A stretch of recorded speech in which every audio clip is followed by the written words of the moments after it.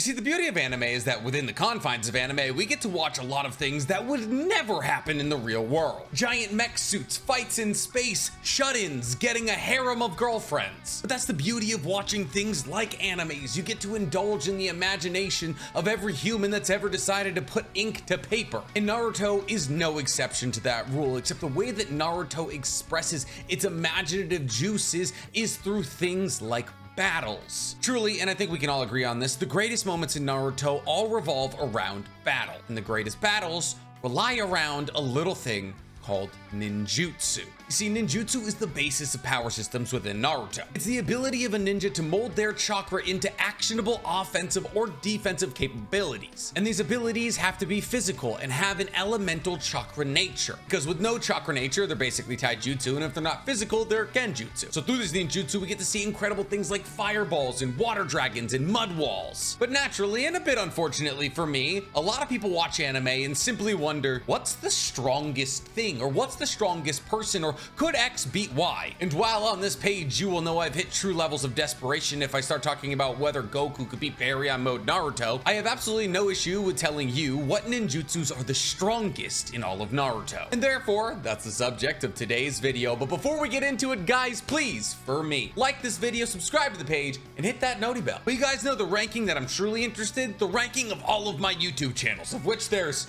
well, 4 of. You see, you're on one of them, but I also have a different YouTube channel where I talk about all anime that's not Naruto. That's JJK, One Piece, Hunter x Hunter, AOT, MHA. If it's not Naruto, I'm talking it. And that channel is called The Weeb Commander, but I also have another channel where I play video games called NC Gamer 23, and another channel where I unbox massive statues like the one you see behind me called the Hammers Collection. But before we get into all that, guys, today we have one of our favorite reoccurring sponsors sponsoring today's video, Buyee. Buyee is a Japanese e-commerce and auction service. But if you're watching this video in English, the majority of you probably don't live in Japan, so why would you need a Japanese e-commerce or auction website? Well, unfortunately for you and me, a lot of these really cool things behind me come from Japan, but sometimes the price is insane. And that's not because these things are inherently expensive. No, that's because these things are being bought up by middlemen and then sold to other countries. So what if you could cut out that middleman? Well, with Buyee, you can. Buyee allows you to put bids or simply just purchase items directly from Japanese e-commerce websites. And then if you win those bids or simply just buy an item out, Buyee will ship the product to your house. And that shipping includes almost everywhere in the world: North America, Europe, Australia. And Buyee's website is available in a plethora of languages. And on top of all this, Buyee accepts over a half dozen payment methods. But if cutting out the middleman isn't a good enough reason for you to use Buyee, Buyee's also offering up a 2,000 yen coupon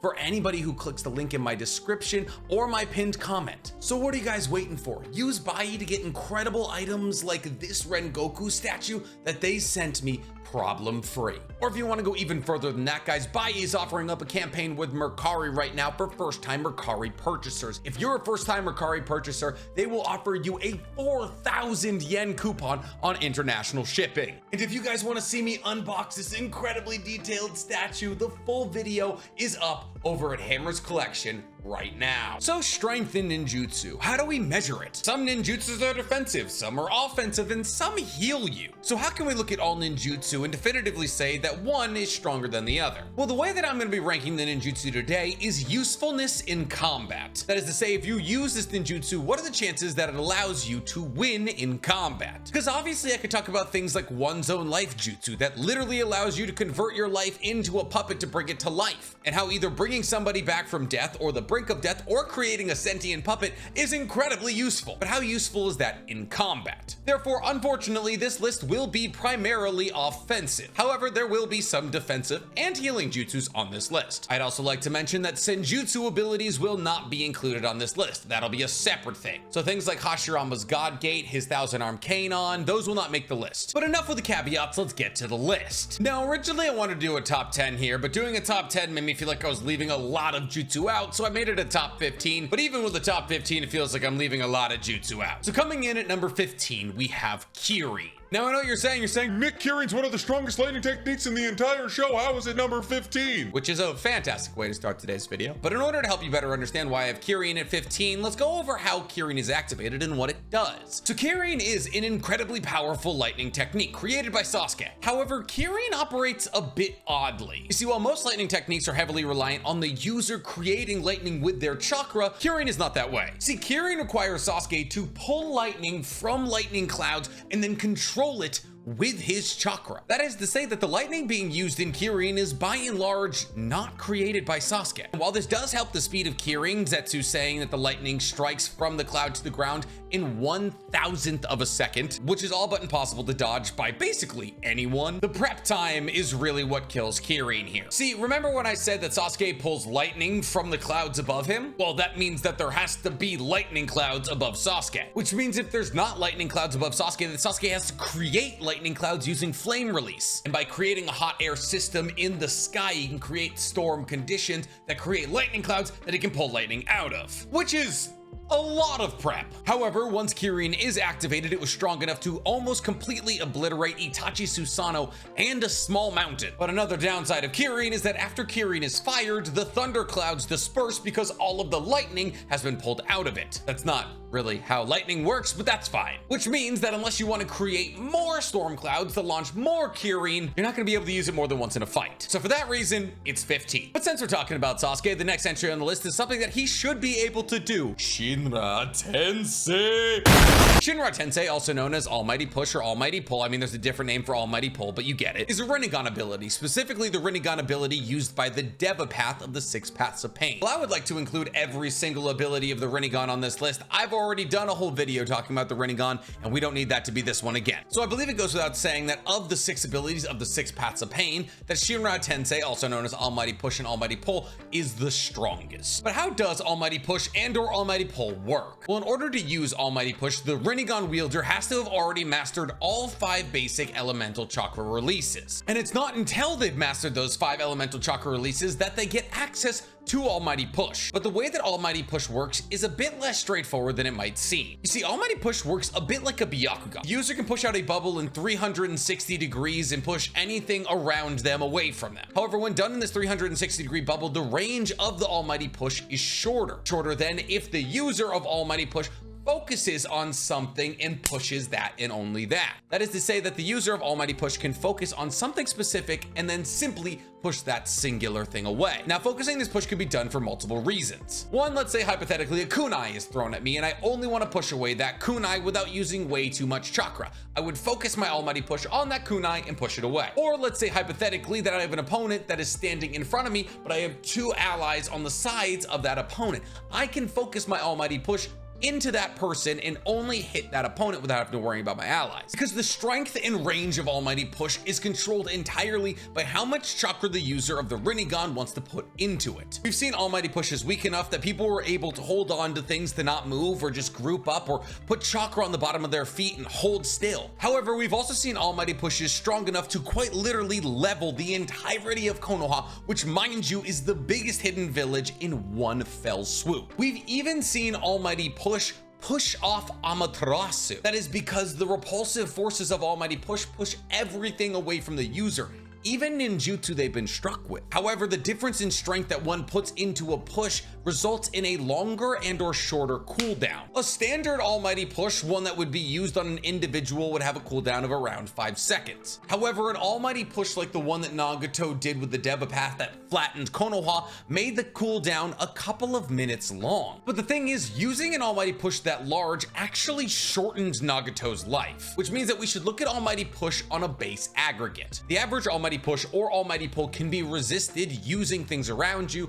other people, or simply just chakra holding on to things. And while the defensive capabilities of being able to push off any jutsu that hits you cannot be understated, but because the average wielder of Almighty Push, not that any Rinnegan wielder would be average, couldn't use Almighty Push on the scale that Nagato did, and even if they could, it would probably kill them, I have to put Almighty Push at about 14. But since we're talking about dying, let's talk about a jutsu that basically makes sure that you won't. Number 13 on our list is Creation Rebirth. Creation Rebirth is a jutsu used by Tsunade and Sakura, and it was invented by Tsunade to allow her to fight on the battlefields for longer. Essentially, the jutsu works by releasing an insane amount of chakra into your body, and this insane amount of chakra running through your body increases your cell's mitotic division rate. That is to say that it increases how quickly your cells split and become new things like lung cells or skin cells or blood cells, which means that essentially anything that happens to you can be fixed immediately. But obviously this jutsu requires you to have an insane amount of chakra, which is why it's used in conjunction with the strength of 100 seal. You see, Tsunade and Sakura constantly store chakra in their strength of 100 seal, or the Byakuya seal. And the way that this seal works is that essentially any chakra that either Tsunade or Sakura have at the end of the day,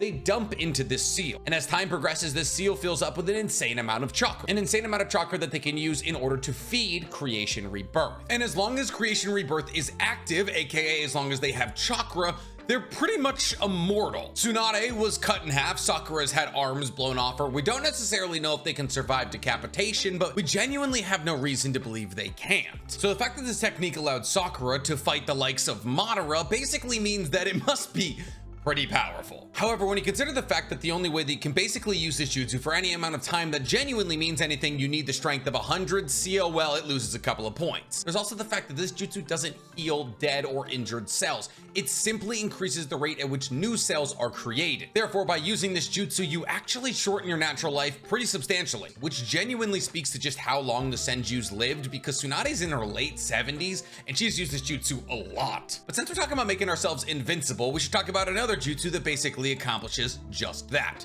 The Susanoo. You see, there is a lot, and I mean a lot of techniques that come from the Mangekyo Sharingan. There's Kamui, Kodo Matsukame, Amaterasu, Tsukiyomi, Kagetsuchi. You name it, the Sharingan probably does it. But amongst all Sharingan users, it is widely known that the pinnacle of Sharingan abilities is the Susanoo. Only ever unlocked when a wielder of the Mangekyo Sharingan awakens two Mangekyo Sharingan. Considered the perfect defensive jutsu in the Naruto universe, the Susanoo can take a myriad of different forms, because the Susanoo is a representation of the wielder of said Susanoo. A Susanoo that's darker in color represents dark feelings of a user. However, Susanoo that's lighter in color, like Itachi's, represents the light in the user's heart. But color isn't the only thing that changes with a Susanoo from person to person. Weapons and abilities that are manifested through a Susanoo are also specific to individual people. However, for the sake of not convoluting this list too much, I'm not going to consider specific abilities of Susanoos in terms of a Susanoo's strength. Like, obviously, yes, Itachi had the Yata Mirror and the Sword of Totsuka, but in a sense, those are their own individual ninjutsu that manifest because of Itachi's will. And also, they're highly specific to him and haven't been seen in any other Susanoo. Therefore, I think it's safer while looking at a Susanoo to consider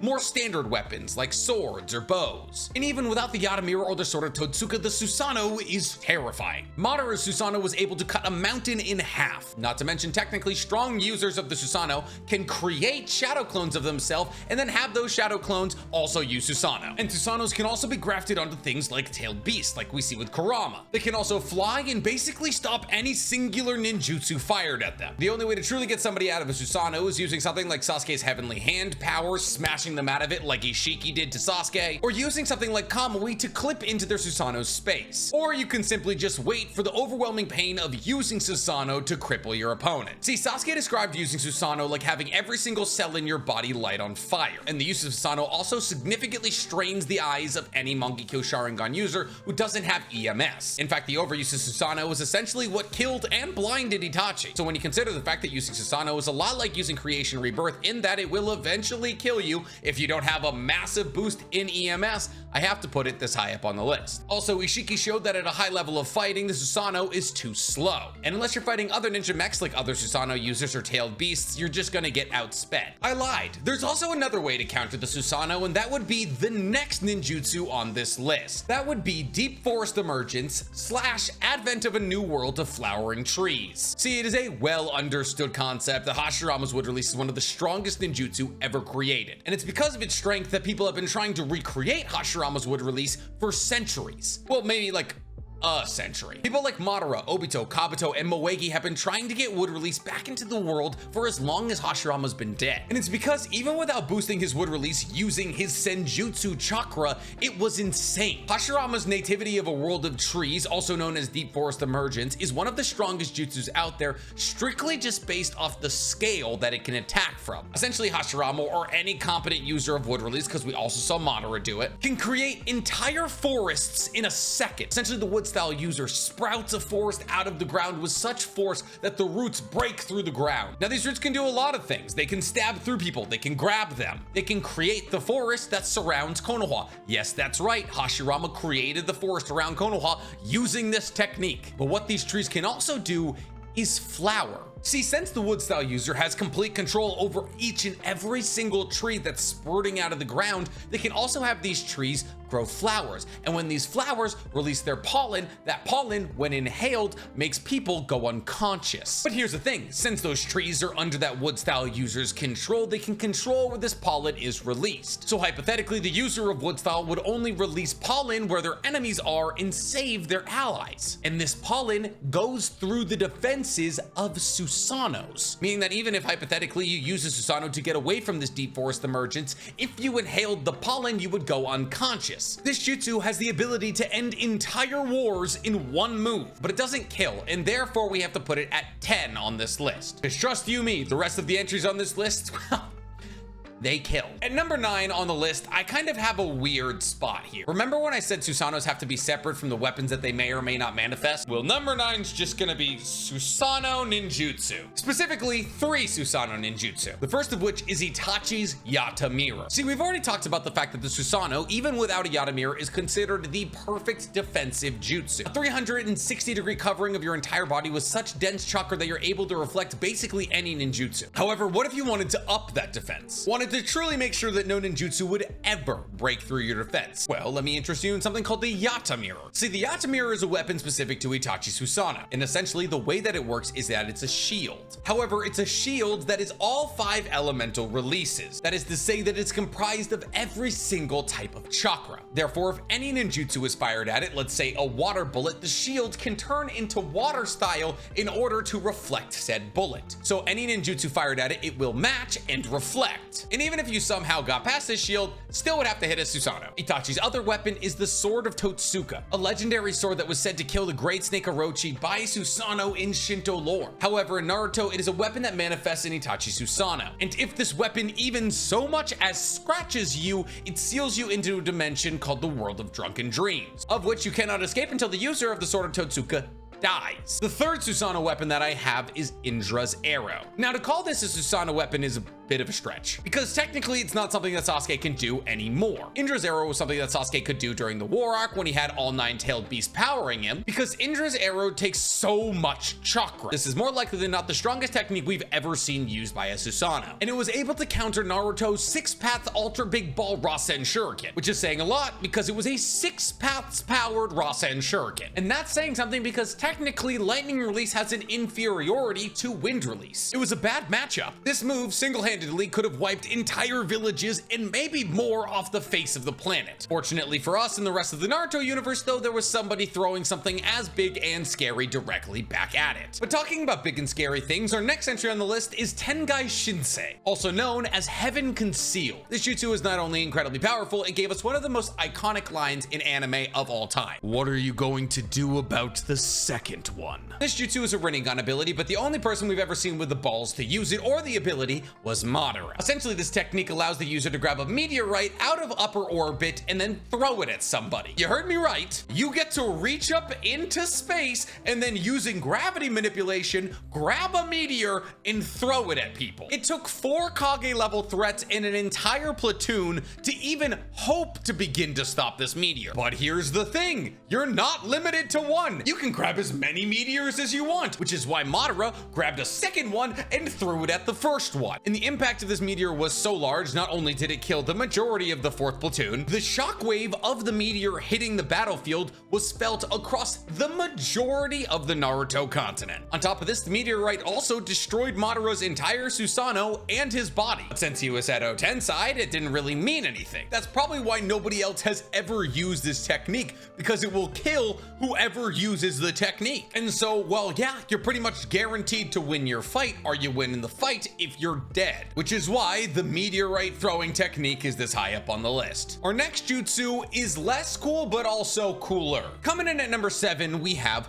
Kamui. I know, we just had people throwing meteorites at people at number 8. How do we have Kamui at number 7? Remember, we're not talking sheer destructive ability, we're talking usefulness. But also, let's be real, Kamui confers a good amount of sheer destructive ability. Kamui is a Mangekyo Sharingan ability, specifically the best Mangekyo Sharingan ability, and that is not an opinion. It is technically an opinion. Kamui technically confers 2 separate abilities, one for each eye. In one eye, the user gains the ability to teleport themselves into a separate dimension, and with the other eye, they gain the ability to teleport outside things to that same dimension. So when these 2 eyes are used in conjunction with each other, the user has the ability to teleport parts of their bodies or any outside thing to an entirely separate dimension, which allows said user to avoid any physical contact in battle. Let's say you're aiming for my heart with the kunai, I can simply send that part of my chest to the other dimension and you will go straight through my body. Anywhere you aim, I can send that part of my body to the other dimension. And the thing is, by sending that other part of me to the dimension, it actually doesn't necessarily impair my movement. If I send my kneecap, I can still bend my legs. If I send the part of my chest that contains my heart, I can still have blood beating through my body. So a practice Kamui user basically has full intangibility. On top of the fact that if they have their other eye, they can teleport people to a separate dimension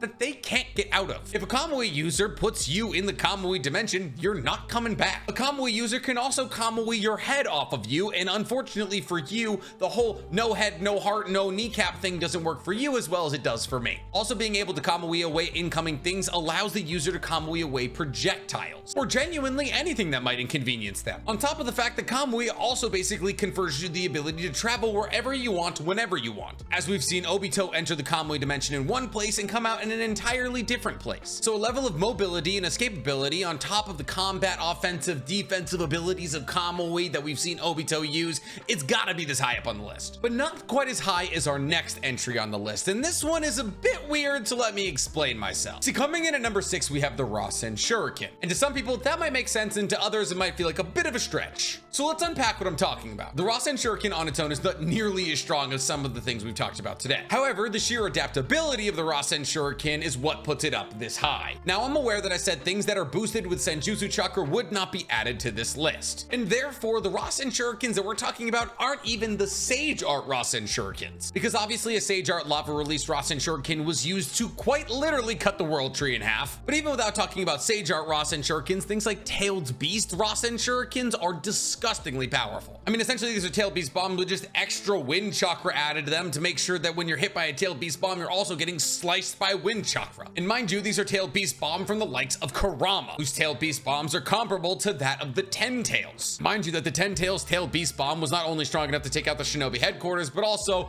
wipe out a mountain alongside of it. But here's the thing about Rasenshurikens, is Naruto has gotten more time with said Rasenshurikens, he's gotten better with them. We saw in Naruto the Last that he is able to remotely guide Rasenshurikens that he throws from far away, meaning he can bend them or have them go up or down or essentially home onto his enemies. But even if you're not talking about Tailed Beast Bomb Rasenshurikens, there's also things like Ultra Big Ball Rasenshuriken, which are Rasenshurikens larger than Gamma Bunta. And when you combine those things with Sasuke's Blade Release Kagatsuchi, well, you create the scariest thing ever created. I have to read this one out loud because the name is hilariously stupid. Scorch Release Halo Hurricane Jet Black Arrow Style 0 is what happens when you combine a Rasenshuriken with Scorch Release, meaning that this ultra large Rasenshuriken can sweep across entire battlefields, and anybody that it comes across also gets hit with Blaze Release. So now, not only do you have to worry about a Rasenshuriken larger than a summoning animal, if you get hit by it, you also get Amaterasu. But you know what's worse than being lit on fire until you die? Being made into a moon. What could I possibly mean by that? Well, number 4 on our list is Chibaku Tensei, also known as planetary devastation. You see, this technique requires somebody to make a gravity well, kind of a black hole, if you will. A ball made of gravity so intense that it pulls everything around it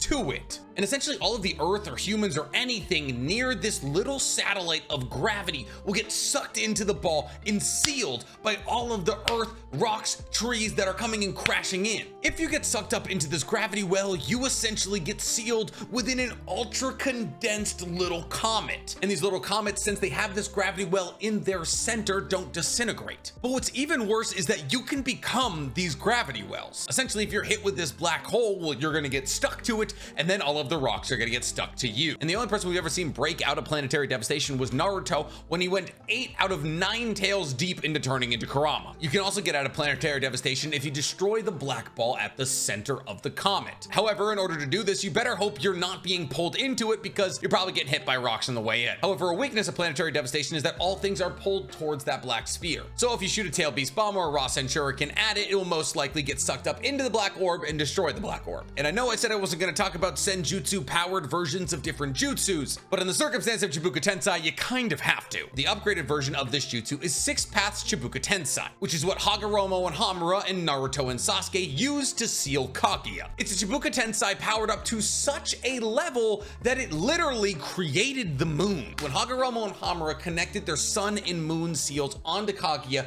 they made her a gravity well. And they made her a gravity well so intense that she pulled up rubble the size of the moon from the earth and was sealed in the atmosphere. Naruto and Sasuke do this to her once again, except she's sealed in the Kaguya dimension this time around. So yeah, if you can create a moon, gonna have to put you top 5 at least. But since we're not really talking about the 6-path version, I can't put it like number 1, which is why when I say this next jutsu, you're not allowed to be upset with me, because the next jutsu is Flying Raijin. Yes, I know, I put Flying Raijin above the thing that quite literally made the thing that controls the tides. That's because Flying Raijin is hilariously powerful. Flying Raijin is essentially a summoning technique that a user can use on themselves. By creating seals, basically anywhere that they place their hands, a user of Flying Raijin can teleport to that seal at any moment they want, instantly. You see, the way that Flying Raijin works is that the second that it's initiated, the user enters a dimensional rift. And because this dimensional rift is between planes of existence, there's technically no matter within it. And since there's no matter in this dimensional rift, the user of Flying Raijin teleports instantly. Not at the speed of light, not at the speed of sound, not really quickly, instantly. Which means that if Minato had a seal on Earth and a seal on the edge of the universe, if he went to that seal on the edge of the universe, he would get there the literal second he initiated. That is not even massively faster than light. That is irrelevant speed. Now, of course, obviously there's a prerequisite that Minato would have had gone to the edge of the universe to place said seal, but you get the point. Minato can be anywhere he needs to instantly. And the only way to ever get rid of a seal if you get one on you is to be a Jinchuriki. We know this because technically Obito had a Flying Raijin seal on him. However, after becoming the 10-tails Jinchuriki, he no longer had it. So it's a possibility that you need to actually become a 10-tails Jinchuriki to get rid of this seal. However, if you don't become a 10-tails Jinchuriki, if Minato ever really so much as touches you, he can teleport to you whenever. You could get in a fight with Minato, think you got away, and then a month later while you're sleeping, he stabs you to death. Using the power of Flying Raijin, Minato by himself killed 1,000 Iwa Shinobi. Not to mention, Minato can teleport more than himself using Flying Raijin. We've seen Minato make literal portals to the dimensional rift using his Flying Raijin. Minato literally teleported a tailed beast bomb away from Konoha, which means there's no reason to assume that he couldn't teleport things like meteors, comets, gravity wells away from himself. We've also seen him use Flying Raijin to beat Kamui. Tobirama, who was significantly worse at Flying Raijin, was able to outdo a Mangekyo Sharingan of Izuna using Flying Raijin. With enough prep time, basically anyone with Flying Raijin is invincible. The second they get put in a bad situation, they can be gone. And yet even with irrelevant speed, Flying Raijin doesn't match up to our next jutsu, Edo Tensei. You see, Edo Tensei was called the strongest jutsu on Earth by Kabuto. And by Kabuto's understanding of the world, it genuinely was. Edo Tensei, which was also created by Tobirama, allows the user of Edo Tensei to bring anybody they want back to life. All they need in order to pull a dead soul out of the Pure Lands is a body sacrifice in the DNA of the person they want to bring back. But they don't just get the person they're bringing back. Because they're using a body sacrifice, the body itself technically isn't really real. The way that Edo Tensei works is that you lay out a body, and then you put the DNA of the person you want to bring back on a scroll. The scroll creates a seal that goes around the person you want to sacrifice and then pulls debris from around them onto their body, making the human body within the Edo Tensei kind of a gravity well for a lot of debris around them. And therefore the person who's brought back to life is kind of just made out of either paper or debris. It's not really super clear. But here's the thing about Edo Tensei, because it's not a physical body, that person, if they're ever injured, just regenerates with either debris or paper, meaning that Edo Tensei bodies not only have all the abilities they had while they were alive, they also have infinite regeneration. And the only way to stop an Edo Tensei body is to seal it, or get to the person who's cast Edo Tensei and force them to release it. Because here's the thing about Edo Tensei, if you kill the person who casts Edo Tensei, that Edo Tensei body just exists forever, meaning that if Itachi and Sasuke killed Kabuto, everybody he brought back never could have been released, and their souls simply would have had to been sealed forever. Obviously, there's different ways to seal people, and it's dependent on the strength of the Edo Tensei. You can use Gaara's Grand Sand Mausoleum, you can use Sai's Jumping Tiger, or you can use Death Reaper Seal. All that matters is that you have to seal them, which is really hard because on top of having infinite regeneration, Edo Tensei people also have infinite chakra. However, not infinite in the way that you're thinking. Let's say I was alive and then I died. If I, while I was alive, had 100 chakra, I wouldn't be brought back with infinite chakra, I would be brought back with 100 chakra. But anytime I run out of chakra or use any of my 100 chakra, it will refill immediately. However, if there's a jutsu that requires 120 chakra that I couldn't use while I was alive, well, I can't use it now that I'm dead. And here's the thing about Edo Tensei bodies though, because they're technically made of apparently whatever the user wants them to be made of, you can hypothetically make Edo Tensei bodies made of paper bombs, which is exactly what Tobirama did when he used Edo Tensei. He had a technique called mutually multiplying explosive tags that essentially made an Edo Tensei person made out of explosive paper tags. And because that person was made out of explosive paper tags, they would explode themselves, but as they explode themselves, they would need to regenerate, which would make more explosive tags,